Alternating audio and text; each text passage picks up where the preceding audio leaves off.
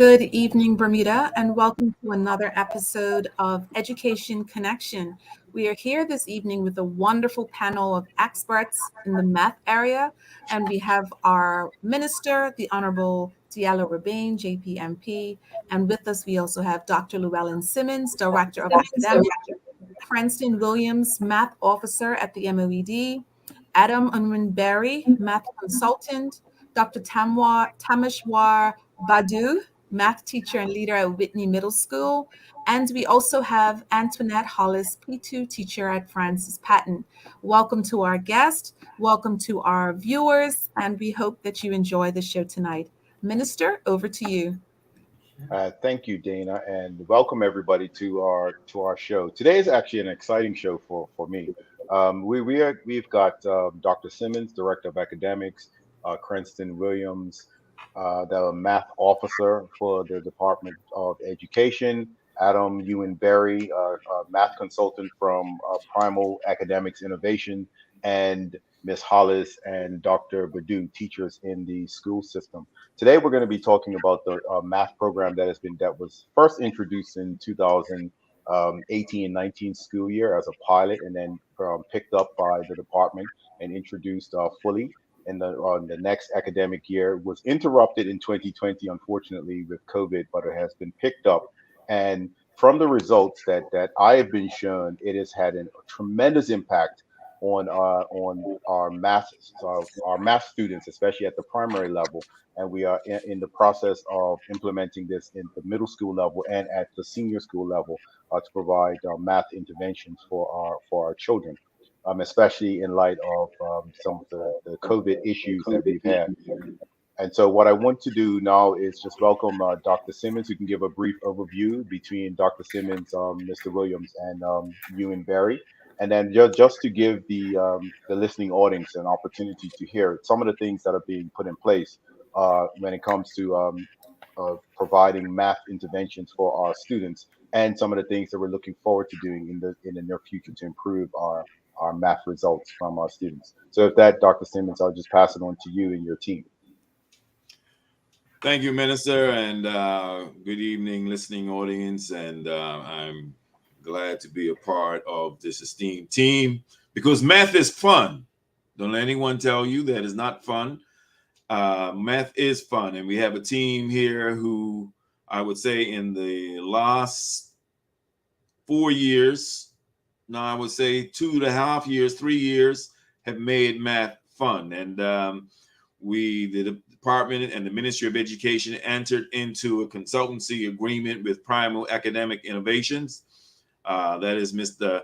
Adam Unwin-Berrey's team. And I can tell you that we are more than satisfied because when you see evidence of improved performances that they were designed as outcomes, then you have reason to be happy. And with this relationship, the aim was to increase our students' competence and our outcomes in, first of all, primary mathematics.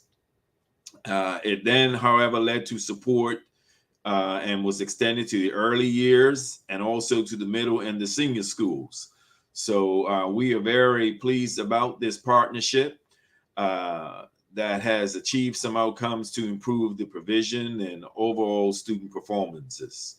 Probably the best people to talk to you about this math initiative, which is also leading to some other exciting things in terms of as we talk about improving the quality of teaching and learning. We are also talking about math mastery. And we're pleased to say that as we have improved some of the student performances, we are also improving the quality of teaching and learning. And when we say improving the quality of teaching, we want our teachers to be math masters. And Mrs. Hollis and Dr. Badu, who is here, and Crenstant Williams, and many of the other teachers who've been a part of this process and this initiative are on the way to demonstrating what math mastery looks like. So I'm going to turn it over to our acting education officer for mathematics, Mr. Crenstant Williams. Good evening, everyone. My name is Crenstant Williams, and I am the current math officer for the Ministry of Education. Um, I'm excited to be a part of this show today. Math has been a passion and something that I like. I was given this position by Dr. Simmons in a roundabout way, I guess you would say, but it's something that we realize that our students need support.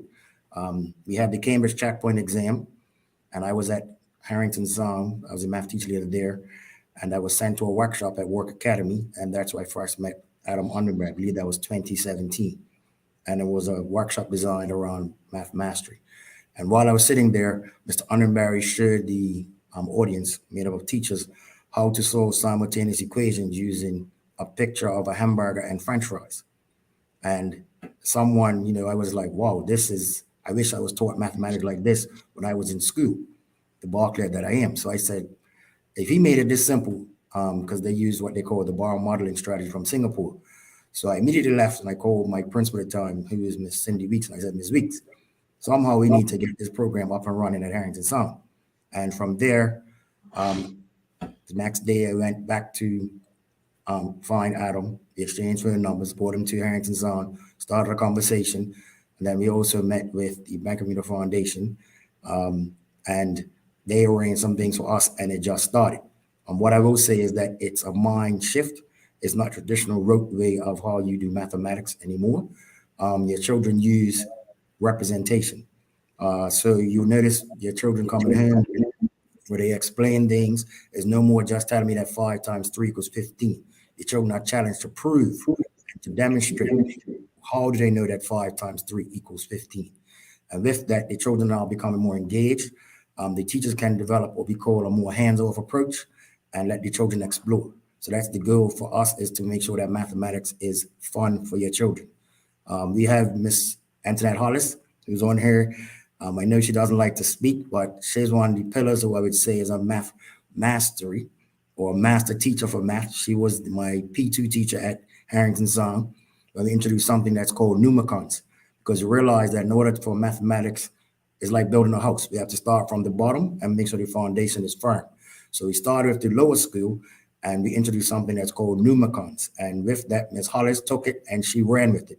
And Ms. Hollis has done some phenomenal work with the Nemacons. So at this point, I'm going to stop talking and allow Mrs. Hollis to just give you a brief overview of what the Nemacons do and how it impacts our children's learning. So over to you, Mrs. Hollis.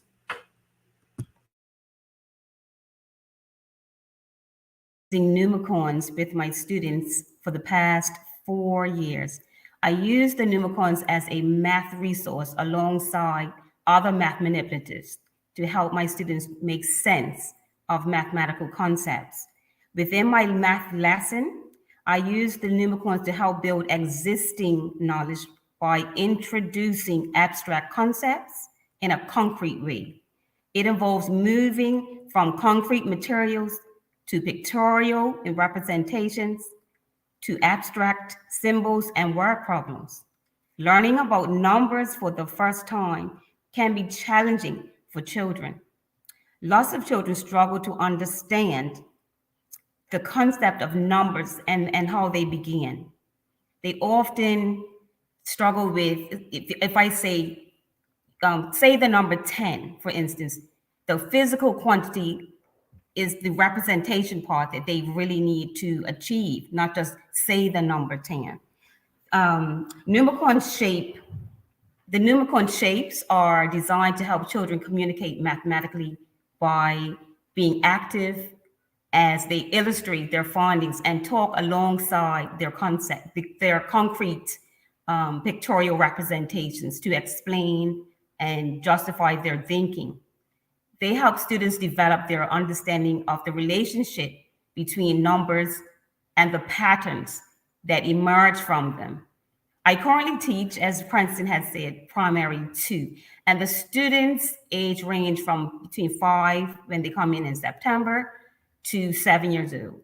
As I observe my students using the Nemacons, I am able to assess their understanding and progress by watching and listening to what they do and say. Plus, the added bonus is the bright colors and the brick-like shapes are more like toys than teaching aids, which can help them stay engaged. I use the Nemacons for a range of concepts. These include number sense, basic addition and subtraction, place value, and they can physically represent tens and ones for the place value. They are able to use them to compare odd and even numbers, representing the value of money, answering questions by collecting the value or collecting the representation and the data in lists and tables and representing it as block graphs and pictograms to show results. I use the Nemacons to introduce geometry at this level as the students investigate reflective symmetry, and even sharing as I introduce division. Students can also estimate, measure, and compare weights with the Nemacon shapes using classroom scales, as each Nemacon has a specific weight, which is really phenomenal. One of the other things that the students can do, they are exposed to the introduction of timetables. And having the physical representation can make it as a much easier visualization, where they can understand the concept and grasp the concept. And these shapes can be used to help children visualize the timetables and understand the patterns, the number of patterns that occur in them, and make them seem a little less daunting.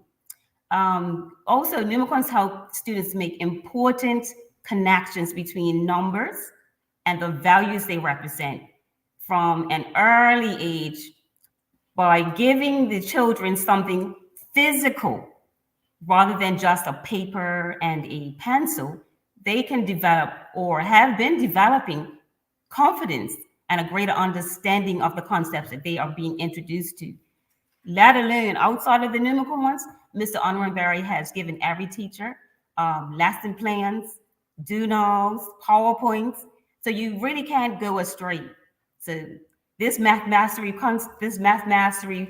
program, I've seen tremendous improvement with all students. They absolutely love it. So thank you, Adam. Okay, we got Jose. Thank you very much, Ms. Hollis. So now I will let Mr. Dr. Badu, who's at Whitney, who's also come on board, because I was at Harrington Son and my students were transitioning to Whitney, and we had a conversation, and he was stating that, the Harrington Son children, he could tell the difference in the work ethic. So we decided to partner with Whitney to give some support. So Dr. Badu, as you've been a major part of this as well, would you like to share your thoughts on it? Thank you. Good evening, everyone. Yes, so it is important for us to have that connection between primary, middle, and high school.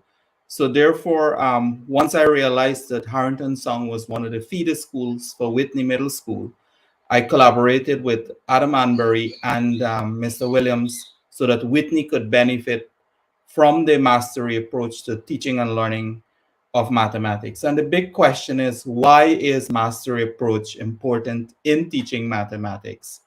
And the answer to that question is very simple. It helps students to build self-confidence, and it creates a resilience in learning. And resilience is one of our core values at Whitney. So we actually promote that in the teaching and learning. Mastery approach has a structure, so there is coherence in the delivery of the lesson. It follows a sequential approach. Representation is a big part of that teaching and learning approach, which we place emphasis at Whitney. All our lessons are taught in the mathematics department when students have to draw. They have to represent their ideas. There's a structure, so students have to follow a particular structure in answering. It creates for that mathematical thinking, which is very, very important in the teaching and learning process. Because once students start to think mathematically, they start to visualize, and it allows for that deeper understanding of mathematics. And then once they start to think mathematically, the level of fluency come in, and you will start see that fluency as students starting to move from concrete operational to formal to abstract concept in mathematics. It allows for that building of that great theory. This whole concept of mastery approach is hinged on Howard Gardner theory of multiple intelligence, where students are able to use their mathematical logical thinking in the process of mastery approach. So, and on behalf of the Whitney family, I would like to say a big thank you to Mr. Unwin-Berrey and his team for the support we have received. We have received, like Ms. Hollis pointed out, lesson plans, PowerPoints, tons of resources, and we currently have access to what is called Method Math, which is an online assessment tool. And as you are aware that at Whitney, in the math department, we offer three core stages in mathematics. We offer the IGCSE, the Cambridge Checkpoint, and we also offer City and Guilds. I'm able to use the resources from this approach to prepare my IGCSE students too. And so it's a big benefit for all of us in the middle school. And once students achieve mastery, it helps them to acquire that solid foundation in mathematics, because like the Chinese proverb, I hear and I forgot. I see and I understand. I see and I remember, and I do and I understand. And once students start doing mathematics, the conceptual understanding start to hammer home to them. It removes that fear, because this approach is to build resilience. And once we build resilience in our students, the fear, the mathematical phobia gradually start disappearing. And I'll give a perfect example. Today, I'm introducing my students to vectors, column vectors, and representing vectors. And once I start having my M3 students drawing vector representation and showing the movement, students said to me, oh, this is easy. This is really, really easy. I got the concept. And so that representation and mastery is an important facet in the teaching and learning of mathematics at primary, middle, and secondary school, and even at the university level. Thank you. Thank you very much, Dr. Badu. Adam, I know you haven't had a chance to speak as yet, so feel you can chime in now. I'll let you have a couple of words. Thanks very much, Crescent. Yeah, the problem that Math Mastery addresses is when children do maths and forget maths. And that's a problem that we've seen a lot in a lot of education systems. The approach which has been explained does support kids in enjoying maths. And the reason for that is because it makes sense. And the reason that it helps them to remember it longer is because success isn't considered to be achieved when the kids just do it. Like Dr. Badu was saying there, success is achieved when the pupils are able to explain it. So when the kids can explain to us why something's true, then they know that they've got it. They've got the confidence in it and they believe they can do it. That also adds into that resilience which was described. And just like Miss Hollis said as well, the kids feel they can make sense of what's happening. They make sense of the mathematics. And as a result, it builds their confidence and they start to believe they can do it. That's really important.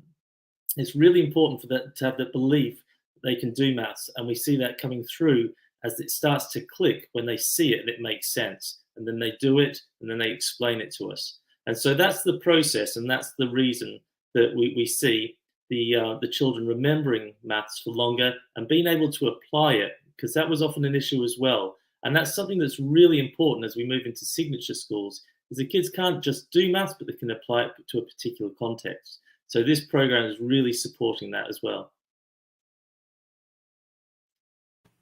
Thanks, Adam. And just so that the public is aware, there's been a lot of training that's going on with teachers. We had quite a few professional development sessions. With the success of the Nemacons in the P1s and P2s, every P1 and P2 class on the island has been granted a set of Nemacons, and also be giving them to the preschools as well, because we realize the foundation is, like I said earlier, when you're building a house, if your foundation is not good, It doesn't make any sense. It's not going to work. So there's been quite a bit of training that's going on.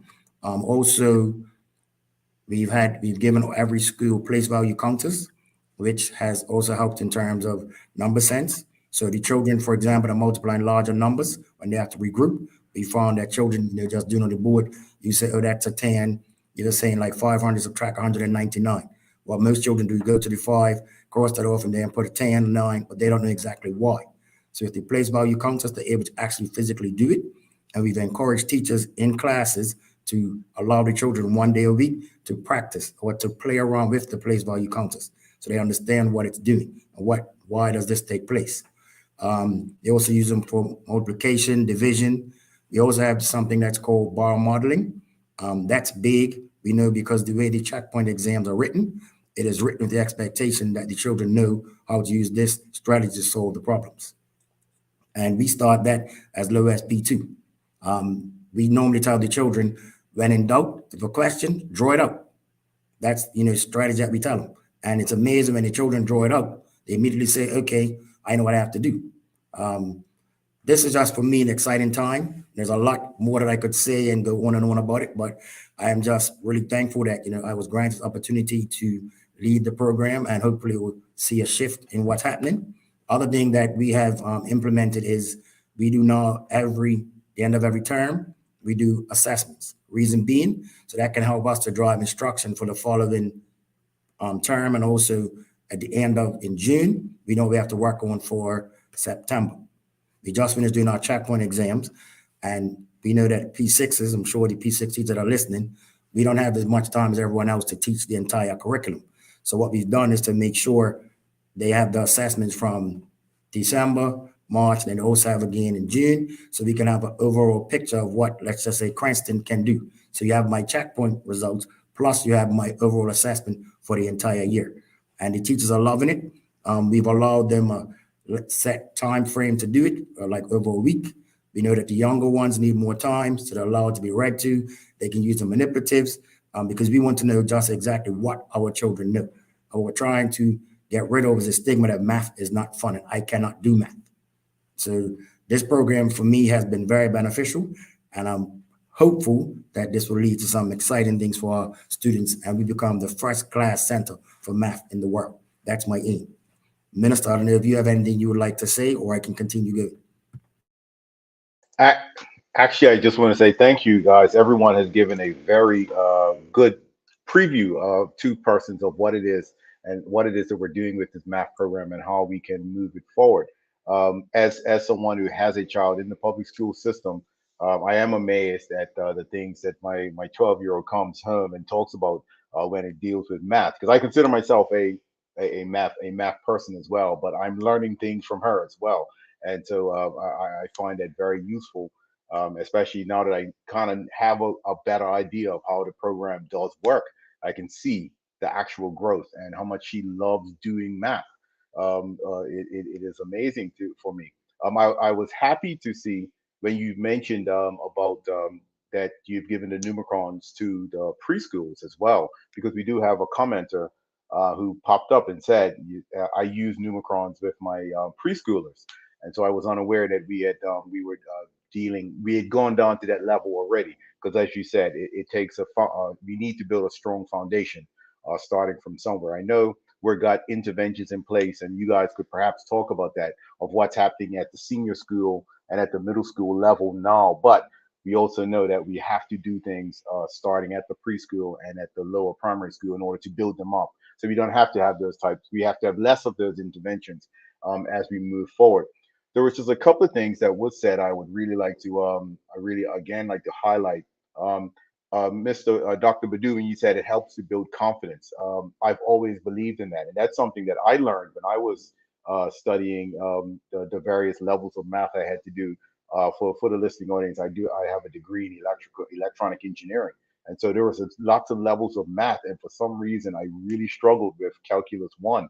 But once I got through it, all the rest of them were fairly easy after that. And it does come with confidence. If you're confident that you can actually do it, it encourages you to do more with that. Another thing, Crenstant, I wanted to mention, the assessments being done.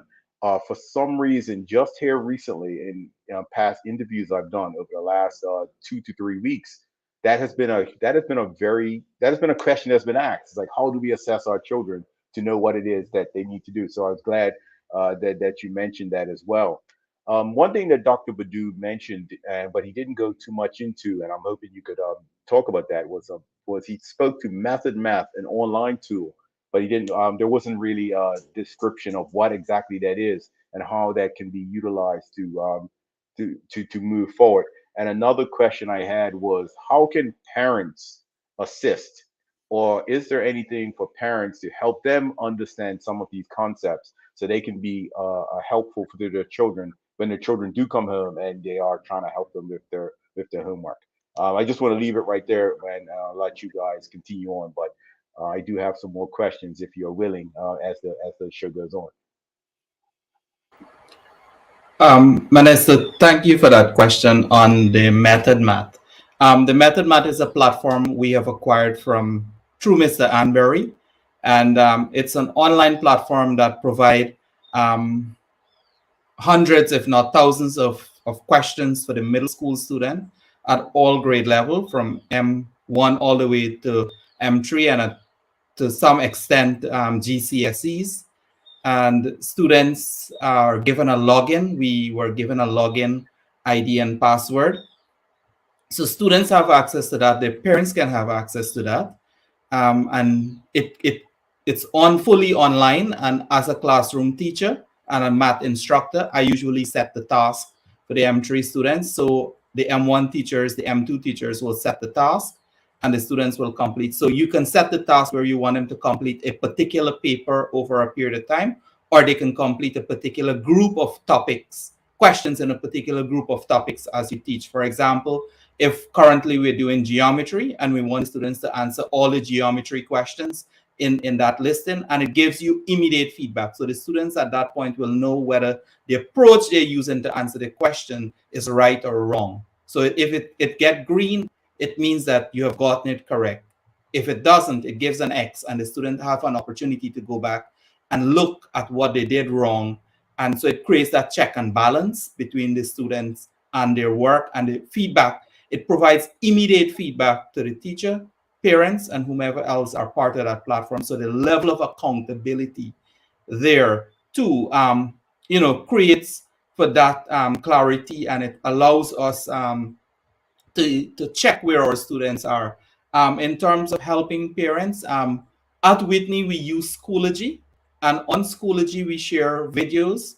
Most of us at Whitney are trained in using a software called Loom, where if for whatever reason during the pandemic, we did some pre-recorded lessons. I usually use a site called Corbett Math, and Corbett has a lot of pre-recorded lessons.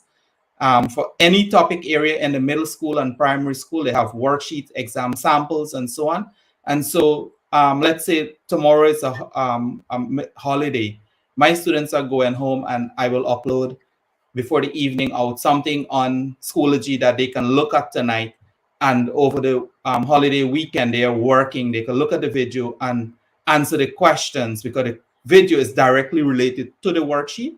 So we do have all of that, all of those resources that are available in at our disposal currently at Whitney Middle School. I can speak for, and we use them. Can I just jump in there as well, Dr. Badou? Just to let everybody know that the Method Maths platform is actually available for all primary, middle, and secondary students in Bermuda. Every child in Bermuda has a login, and the purpose of it is to make sure that they have access to questions, they can practice, they're good quality questions, they get immediate feedback. In answer to the second part as well, about how can parents support, encourage your children to explain the maths that they're doing at school to you. It's not just about filling in gaps, it's also about them gaining confidence in what they already know and to be aware that they do know math. So I would encourage as much as possible, if you want to help your children, ask them to explain to you what they're doing and how, and explain to you why it's true. For sure. Thank you for that, Adam. I can attest. I do spend some time saying, explain that to me, explain how you got that answer. But it is something that we can definitely use moving forward. One thing, Miss Hollis, are you able to explain to the listening public? Because we talked about Nemacons, but can you explain to them exactly what they are? I don't know if you have any in front of you that you could actually display. Give me 1 minute. I'm in my class. I can quickly grab it. Hold on. Okay, sure, sure.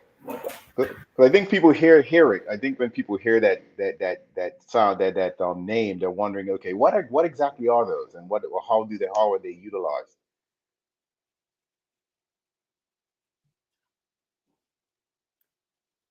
I think you're on mute, Miss. I think you're on mute. Yes, this is Nemacons right here. This is Okay. what they look like. They come with this, and the children, the students are able to manipulate using the Nemacons. The Nemacons are in bright colors. They have, this will be one Nemacon, and they go up to number 10. Okay. So you can use them for, as I stated earlier, for a number of math concepts. When I thought about teaching geometry and reflective reflective symmetry, when you leave these Nemacons in front of a child, it's amazing what they come up with. So once I've taught the concept of what symmetry is, give them one little idea and leave this in front of them, it's amazing to see what they come up with. So again, you leave this in front of a child and just watch, observe, talk about it. They love to talk. In essence, they don't think of this as something difficult. It looks like a toy. So, yes, that's what they are. But one more thing that I wanted to add was, not only does Adam Unwin-Berrey give us the supplies, the resources, the everyday activities. First of all, he gives us the lesson plan, the do now activities that we start with that are on a PowerPoint. He gives us the representation activities. He gives us support sheets, fluency assignments, probing questions, further extensions, rich task for every student. I mean, it's endless. It's no way that the children will not perform. They feel extremely confident once the lesson is completed. And the assessments that he gives everyone. So now I no longer have to create an assessment. The assessments are already provided for every school, every public school teacher in the primary level, for every unit. So, yes. Have we seen and I guess this would be for Crenstant or Dr. Simmons or Adam. Have we seen tangible results at the primary school level that show that this program is working? Do you want to take that, Mr. Williams? Yes, we have, Minister. I remember Ms. Hollis, the P1s and P2s in particular, when we did the assessments over the summer, they showed the most growth. Just what every year level did, but the P1s and P2s, they showed the most. The P6s did fairly well, P3s, P4s, P5s. I think the biggest thing is that the teachers, as long as the teachers follow the plan, then things fall into place. That's really what it is. You have to work the plan. Because as Ms. Hollis said, we have a website where everything a teacher needs to teach is on the site. We have it for primary. We also have it for middle. The site has evolved as time has gone on. As Ms. Hollis said, we've now put on there, at the end of each unit, we have an assessment.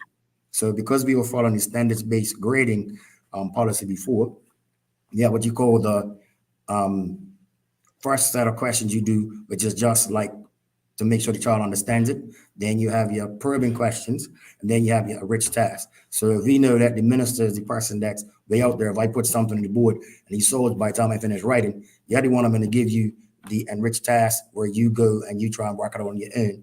Then I have Dr. Simmons, who I know is going to finish it shortly after you. I can say, all right, Dr. Simmons, here's your probing question or your probing task. I need you to prove, justify why this is correct. Prove to me. And then I can then take the other group who are just, coming along and say, all right, boys and girls, this is what we're going to do. So by doing that, and even with putting those words like justify and prove to me, the language that the students now use, that's made a difference as well. And we realized that the middle school, based on results we got, we said, okay, we have to put an intervention in for them. So we did. We created the exact same format that we have for primary. We now have for the middle school teachers. And based on that, we also said, Adam and I were talking, and we were like, okay, if we're doing primary and middle, somehow we have to get to the senior school, because that's the IGCSE, which you have to report out on. So from there, over the summer, we worked on a paper for the S2s. Unfortunately, COVID hit, so we weren't able to do what we wanted to do in September, but we did it in December, where we went to these 2 senior schools and we tested all of the S2 children. And we got results. And from that result, we came for intervention, what we call a condensed curriculum, because we realized, based on the gaps due to COVID, there was no way we could expect teachers to teach in great depth all of the topics. So we looked through the past set of papers and we came up with what were the topics that show up quite regularly, and we put something in place for the senior school. And hopefully we'll get to see some results based on that. We did ask what can teach parents do. We also, over the summer, we had we did some recorded sessions for summer school because it was online, and parents can ask their teachers for access to that site, because most teachers have access to it, and has recordings of the lessons. So let's just say right now, for a child struggling with fractions, you can go and look. It's sorted by topic, and they can look in there and they see it. Also on math, as Dr. Badu said, teachers can assign students, if they want to do just place value, number sense, fractions, they can assign on math, where the children do just their particular topics. So it's a lot of resources that we have. That's some good stuff. I'm going to attempt to share something, some results that I was sent, that I think speak to what it is that you just spoke about, Crenstant. And this, I'm not very good at sharing the screen here. I think I got it. And just let me know. Does everyone see that?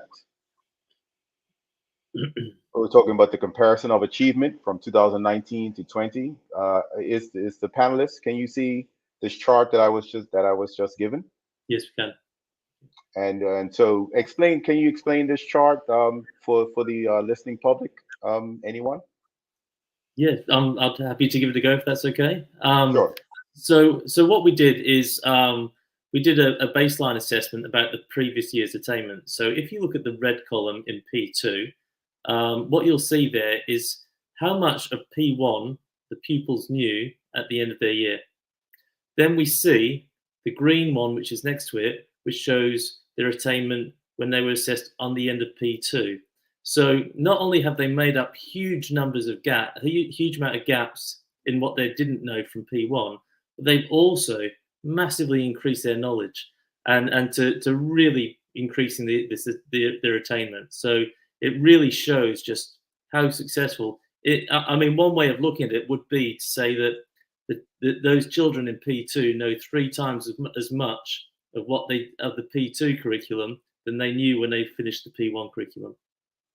And that's good stuff. I believe this graphic is extremely powerful, and I do hope the listening audience that is looking here can see the difference that this program is making with our primary school children, and it just bodes well for the future of what we should be seeing as we move forward with this program. Thank you very much, Crenstant, for seeing the vision and being that visionary that saw that. I do remember, and I know you're one of the math teachers in Bermuda. I remember when I first announced this, I took some flack because I remember announcing that this program's coming, and I'm like, what is this program about? But there were math teachers that approached and said, isn't there anything that we could use local talent and stuff? But it's sometimes I do believe that we have to use what we have in front of us and use the tools that are presented to us. And I'm very happy and very excited, Adam, that you are part of this team, and the results show for itself. Crenstant, you've worked extremely hard, and you are to be commended for recognizing this program, bringing this program on, introducing it to our teachers, and getting our teachers excited about getting this math moving forward. Dr. Badu, I do thank you for everything that you've done at Whitney. As you know, I'm a Whitney parent, so I see some of this stuff firsthand. And my, not unfortunately, but my child did not go to Harrington Town. Went to Elliot, but she's doing extremely well in math, and I as a parent can personally attest to what we're doing. I don't have any P2s, Miss Hollis, but just listening to your excitement and listening to how you speak about what it is that you're doing with your students, I can tell that an excited teacher is a good teacher. If the teacher's excited, that positive energy is going to be passed on to our students, and our students are going to get excited about it. And we can't ask for much more than that. I mean, guys, I my eyes have been opened after reading the reports that have come across my desk, and what the interventions are going to be, and perhaps even there, Cranston, because we haven't talked much about the senior school, but I do know there's a list of things. You did speak about the specialized interventions that are being put in place to help them specifically with the IGCSEs.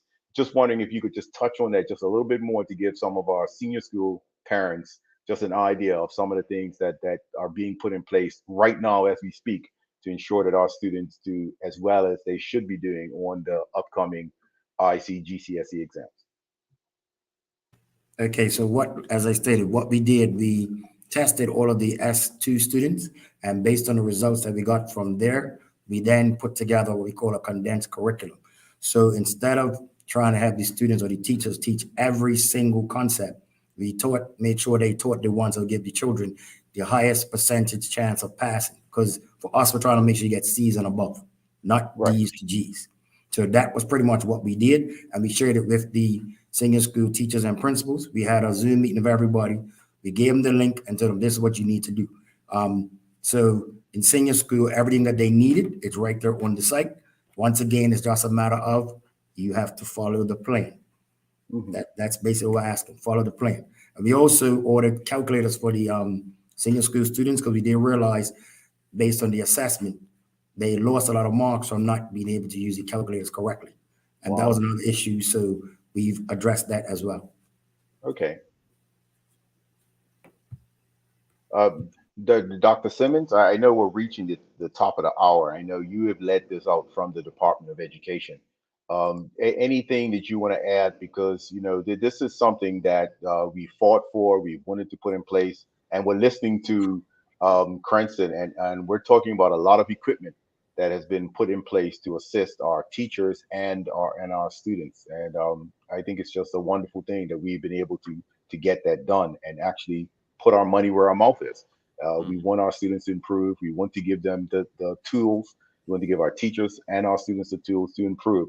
And so just I guess you can kind of take us home with the exciting things that are in play and how we're looking to move forward with some of these things.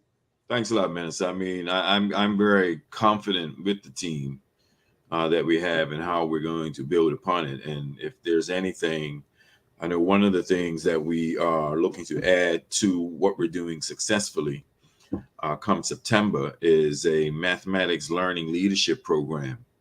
And it's designed really for anywhere between, what did we say, guys, between 18 to 20 participant teachers.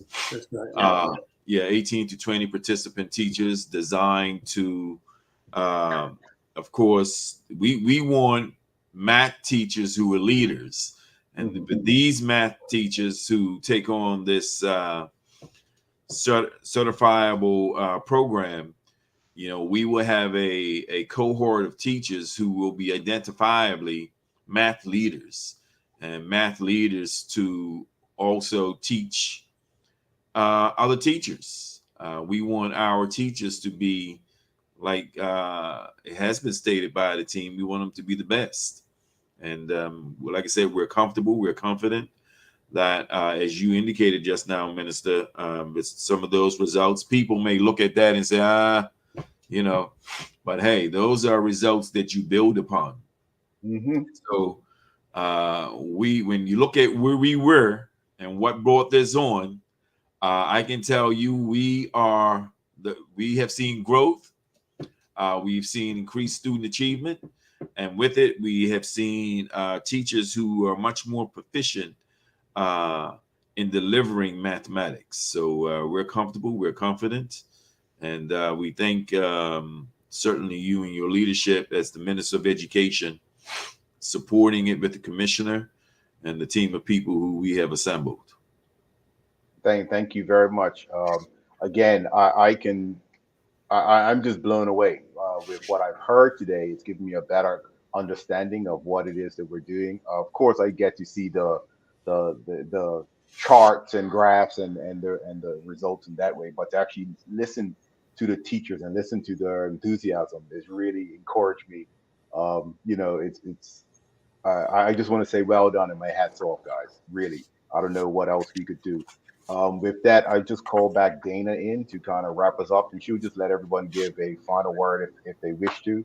But I just want to take this opportunity to wish everyone a well-deserved holiday tomorrow, teachers. And we'll see you back in on Monday, ready to do the thing that you love to do, and that is teach. Yes, so Dr. Simmons and your team, any final words before we conclude? I'll Yes. leave it to the team. I forgot to mention one person who was extremely vital to this whole process, and that was Miss Vivian Carter from the Bank of Bermuda Foundation.